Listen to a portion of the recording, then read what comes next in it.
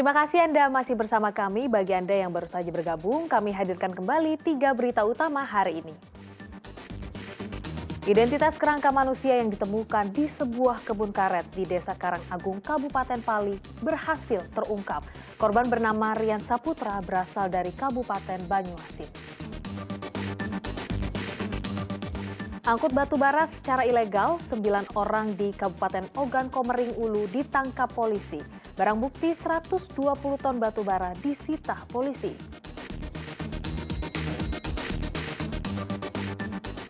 Pemerintah Kabupaten Ogan Komering Ulu akan mengganti kartu tanda penduduk KTP elektronik ke KTP digital lantaran langkanya belangko eKTP.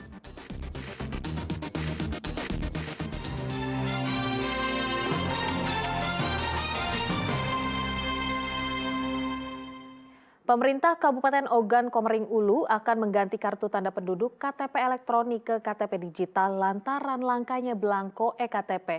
Selain lebih mudah dan cepat pengerjaannya, KTP digital dinilai lebih aman dan tidak mudah hilang.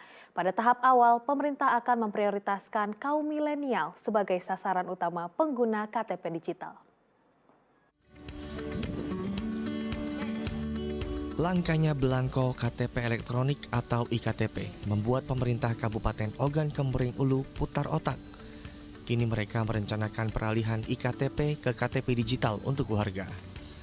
Secara bertahap, KTP elektronik yang masih berupa fisik nantinya akan dihilangkan dan akan diganti menggunakan KTP digital. Hanya saja pada penggunaannya, warga harus memiliki ponsel pintar. Untuk itu pada tahap awal pemerintah memprioritaskan KTP digital untuk kaum milenial dan pelajar yang juga sebagai sasaran utama. Awal kita sasaran ke milenial dikarenakan KTP digital ini masyarakat harus mempunyai seluruhnya mempunyai HP Android yang makanya kita utamakan untuk milenial terlebih dahulu agar sasaran ke masyarakat nanti tidak mengalami kendala. Nantinya para pemohon cukup membawa iKTP dan telepon pintar. Pemohon diwajibkan mengunduh aplikasi identitas kependudukan digital data pemohon untuk disinkronisasi oleh petugas server data. Selain mudah dan cepat dalam pembuatannya, KTP digital dinilai lebih aman dan tidak mudah hilang. Didi Ruansyah melaporkan dari Kabupaten Ogan Komering Ulu.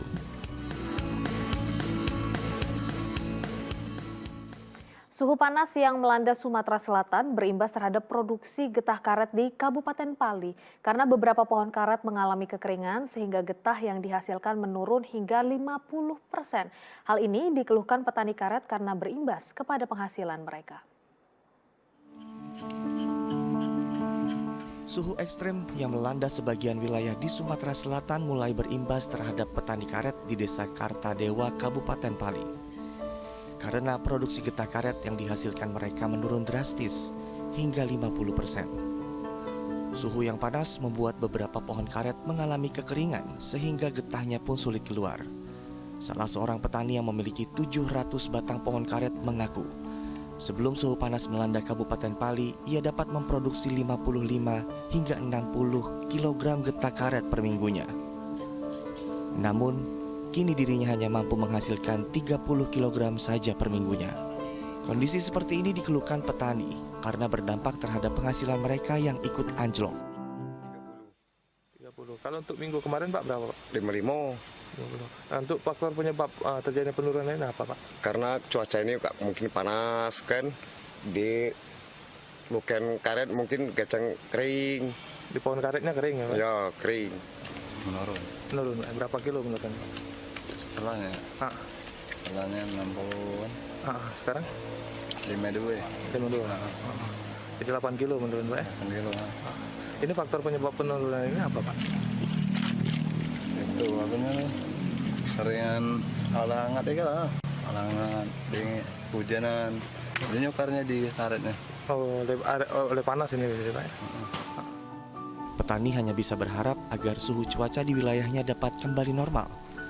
Pasalnya jika keadaan ini berlangsung cukup lama, mereka tidak dapat memenuhi kebutuhan hidup sehari-hari, mengingat biaya perawatan kebun karet masih cukup tinggi. Didi Irwansyah melaporkan dari Kabupaten Pali. Songket Pemulutan Selatan menjadi salah satu produk UMKM unggulan di Kabupaten Ogan Ilir karena memiliki warna dan juga motif yang khas. Kain songket umumnya digunakan masyarakat Sumatera Selatan untuk menghadiri acara adat pernikahan, hitan, dan upacara cukur rambut bayi. Sumatera Selatan terkenal dengan kerajinan kain songket yang dibuat dengan alat tradisional. Seperti kain songket dari Desa Mayapati, Kecamatan Pemulutan Selatan, Kabupaten Ogan Ilir, yang memiliki beragam motif. Seperti motif 8 bintang, bunga Cina, naga saung, cantik manis, bintang berkait, dan mawar bintang. Karena membuat songket sudah berlangsung turun-temurun, hampir sebagian besar perempuan di Desa Mayapati bekerja sebagai perajin songket. Biasanya kain songket digunakan masyarakat Sumatera Selatan untuk menghadiri acara adat pernikahan, hitan, dan sejumlah upacara adat lainnya. Songket ini turun-menurun dari zaman Sriwijaya. Sering maki songket ini. Ya, semoga jaya terus songket ini. Tetap diterima masyarakat. Iya, tetap diterima masyarakat. Jadi macak nyari duit kami itu. Sebabnya pencarian songket inilah. Ini mata pencarian daerah Iya, mata pencarian ini songket gale. Untuk menghasilkan songket yang berkualitas dibutuhkan waktu yang cukup lama, 7 hingga 9 hari. Harga kain songket yang ditawarkan cukup bervariasi, mulai dari Rp700.000 hingga Rp1,5 juta tergantung dari bahan dan tingkat kesulitan. Ini harga 900. 900.000. Benang emasnya benang ini berlian. Itu motif apa? Oke, hadapan ke kamera. Bintang berkait. Bintang apa? Untuk memasarkan kain songket pemulutan, perajin masih bergantung kepada para pengepul di Kota Palembang. Perajin berharap dengan kemajuan teknologi, hasil kain songket Pemulutan Selatan dapat lebih dikenal hingga ke mancanegara. Didi Irwansyah melaporkan dari Kabupaten Ogan Ilir. Kawat tembaga ternyata dapat menghasilkan sesuatu bernilai ekonomis. Di Kota Palembang, seorang ibu rumah tangga mengubah kawat tembaga menjadi aksesori perhiasan yang unik dan menarik. Kreativitasnya pun kini semakin dilirik hingga menghasilkan pundi-pundi uang jutaan rupiah.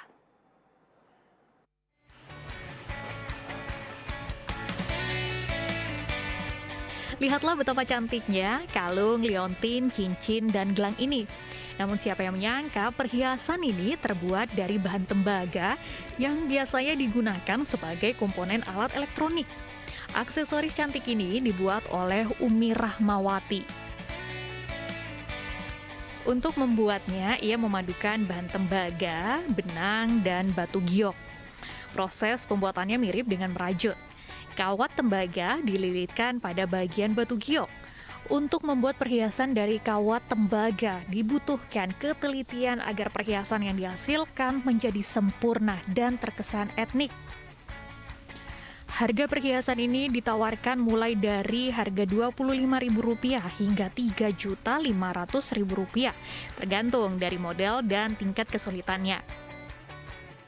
Buat ada cincin, gelang, kalung, bros, semua aksesoris wanita kita bikin. Dijual dari berapa ke berapa ya? Dari harga 25 sampai ke yang satu set bisa kita jual Rp3.500.000. Rp3 juta. Berarti omsetnya berapa sebulan? Sebulan itu bisa mencapai 10 sampai 50. 50 juta. Penjualannya seperti apa caranya?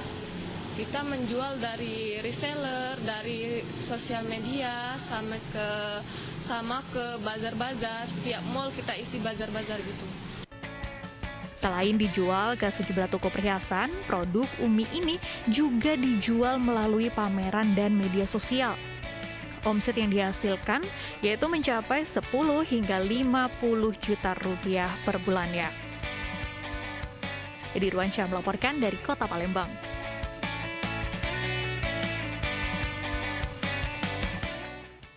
Laporan tersebut mengakhiri berita Palembang hari ini. Saya Priscilia Claudia berterima kasih atas perhatian dan kebersamaan Anda. Selamat beraktivitas dan sampai jumpa.